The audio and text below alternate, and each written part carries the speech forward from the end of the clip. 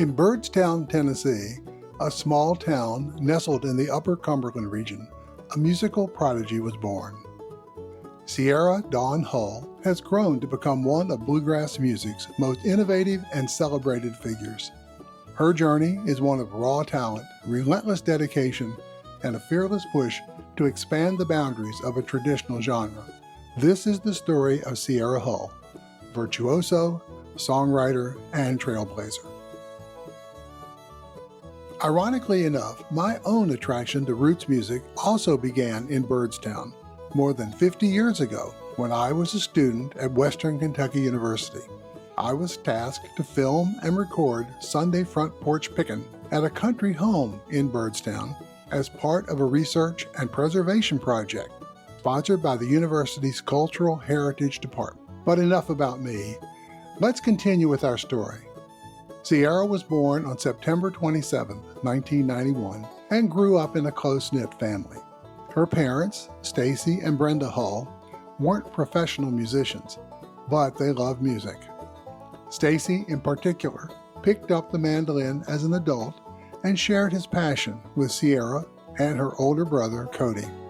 The Hull household was filled with the sounds of bluegrass, country, and gospel, with Sierra's father taking her to jam sessions and festivals from a young age. At 8, Sierra picked up the mandolin, an instrument that would define her life. Her father recognized her spark early on, telling her she was really good for a 10-year-old, but urging her to work hard if she wanted a career in music. Sierra took his words to heart. By 10, she was performing at local talent contests and had released her first self-produced album, Angel Mountain, in 2002. Her precocious talent caught the attention of the bluegrass community, and her parents drove her to festivals across the region where she jammed with seasoned musicians. Her interest in bluegrass peaked when she received her first Alison Krauss album. As a school project, she wrote a letter to Alison to share her great love of Alison's music. She even drew pictures of her performing on stage at the Grand Ole Opry with Alison. At age 11, her dream came true, and Sierra and her brother were invited to perform with Alison on the stage of the Ryman Auditorium. You know, she called my house when I was a kid. She just called and invited me to play the Opry, and I had never got to play with her before. And my dad answered, and I was at the grocery store with my mom. And I mean, I was stoked because it was my dream to play on the Opry, but I had this weird, very specific goal of playing with Alison on the Opry. My dad, I came home from the grocery store with my mom, and he's, you know, he was standing out on the porch, so we knew something was kind of up, like he couldn't wait to tell us something, but he was being all nonchalant, and then he's like, oh yeah, by the way, he's like, you know, somebody called while y'all were gone and wanted to invite you back to play the Grand Ole Opry, and I was like, wow. And he said, yeah, guess who with?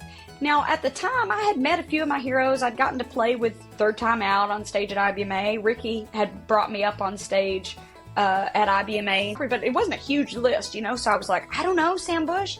No. I don't know, Ricky Skaggs? No. And I was like, well, I don't know who. And he said, Alison Krauss. And I was just like, you've got to be kidding me. I was the happiest kid alive. It was a pivotal moment, cementing Sierra's ambition to pursue music professionally.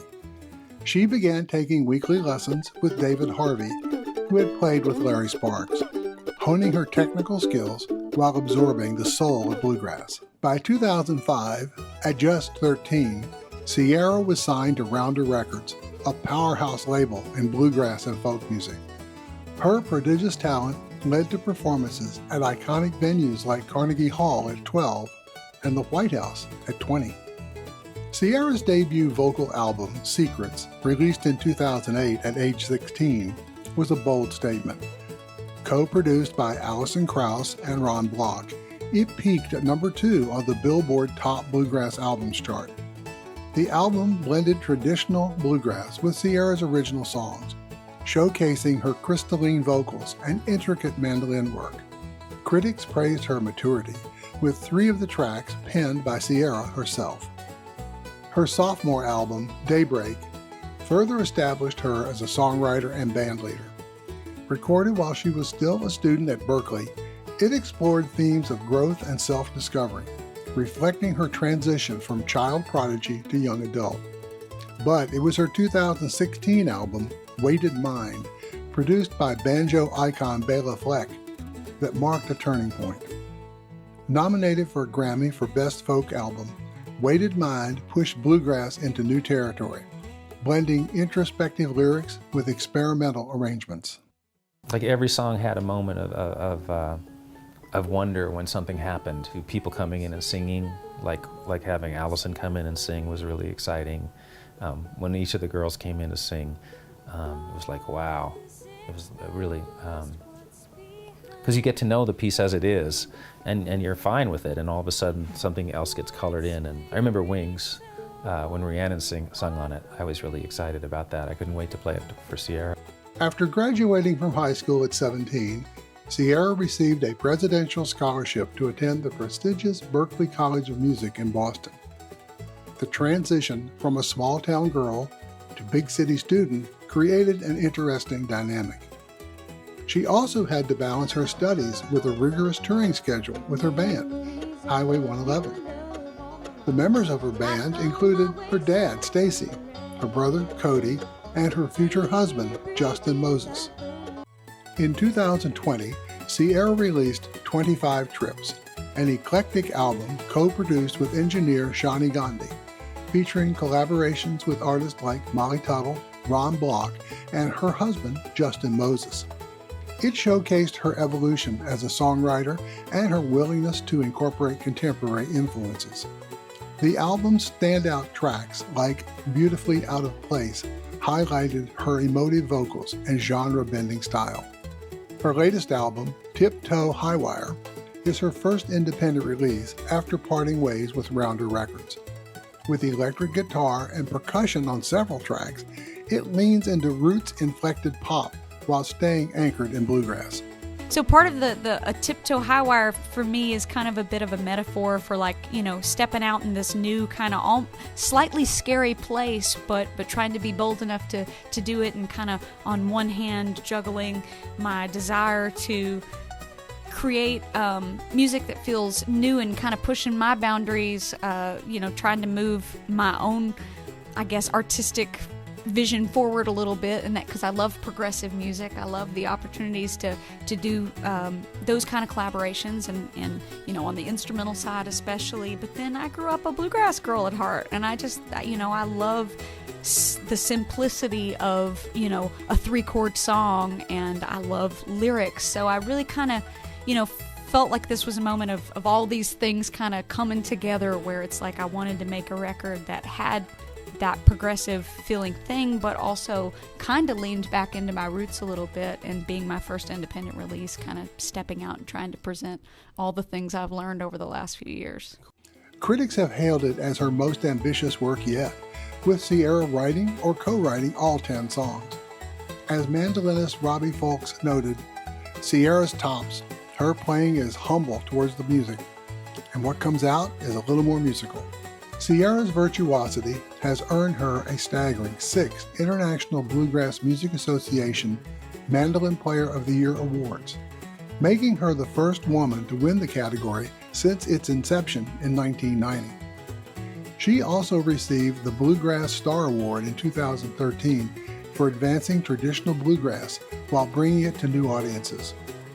Her 2017 Grammy nomination for Weighted Mind and her performances at venues like the Grand Ole Opry, Carnegie Hall, and festivals alongside Willie Nelson and Bob Dylan underscore her status as a bluegrass luminary. Sierra Hull's career is defined not only by her solo work, but by her deep connections with fellow musicians, most notably Molly Tuttle and Billy Strings, 2 other leading lights of the bluegrass revival. These relationships, forged through shared stages and mutual admiration, have shaped the genre's modern landscape. Sierra and Molly Tuttle, both Berklee alumni, share a bond rooted in their parallel journeys as trailblazing women in bluegrass. They met as children through the Kids on Bluegrass program at an IBMA event, jamming on standards like Salt Creek.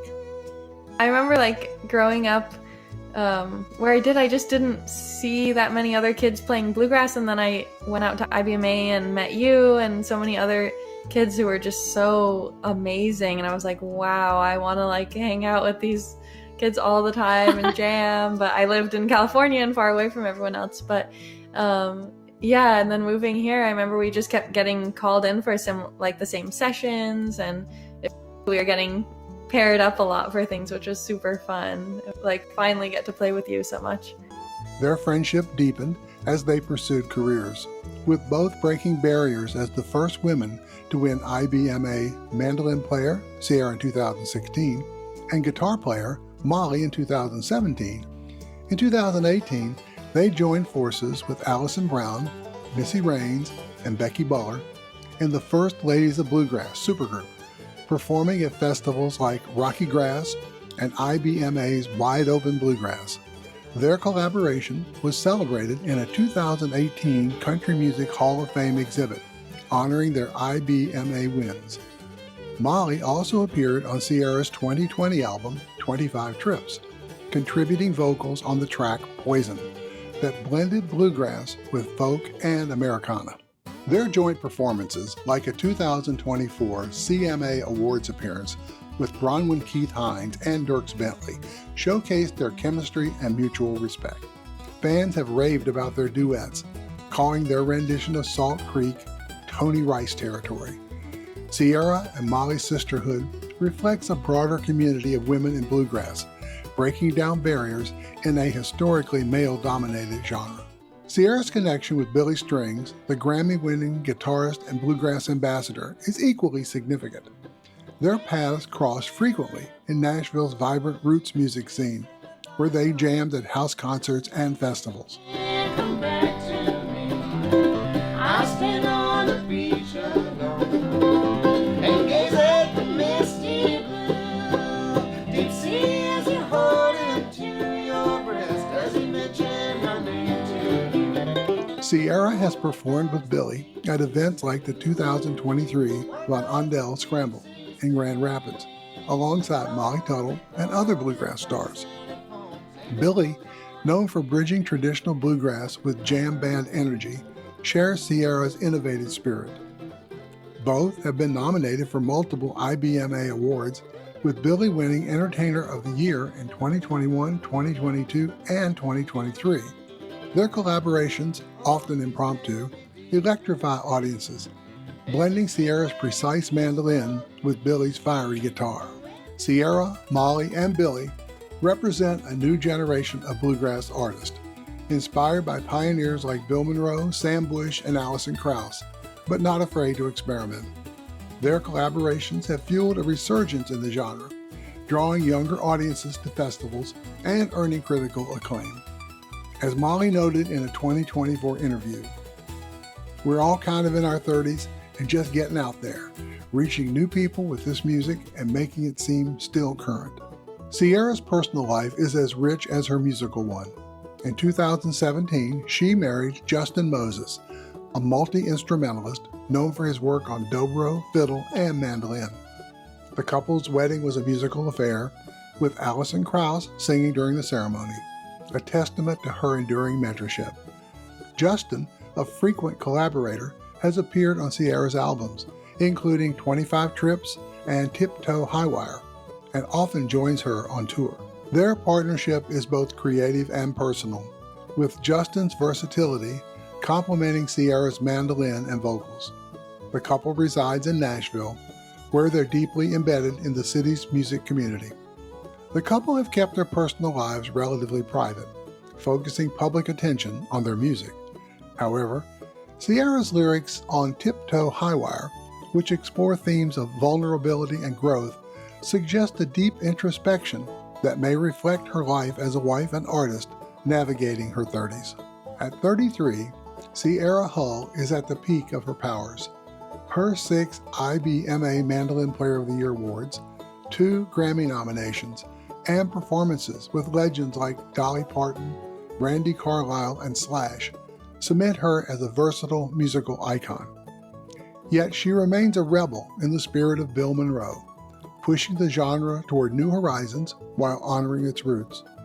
Her independent release of Tiptoe Highwire signals a new chapter of artistic freedom. From a 2014 Concord article, Sierra said, "The moment you start to be yourself, there's an honesty about that people connect with. I'm just trying to make music that feels authentic to me." Sierra's influence extends beyond her music.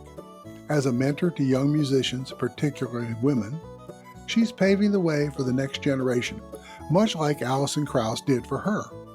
Her collaborations with Molly Tuttle and Billy Strings have redefined bluegrass as a vibrant, evolving art form, proving that the high, lonesome sound can resonate with modern audiences. From a 10-year-old prodigy in Byrdstown to a mandolin virtuoso sharing stages with the world's biggest stars, Sierra Hull's journey is proof that talent, hard work, and unwavering love for music can pay off. As she continues to tiptoe the high wire between tradition and innovation, one thing is clear: Sierra Hull is not just playing bluegrass, she's redefining it.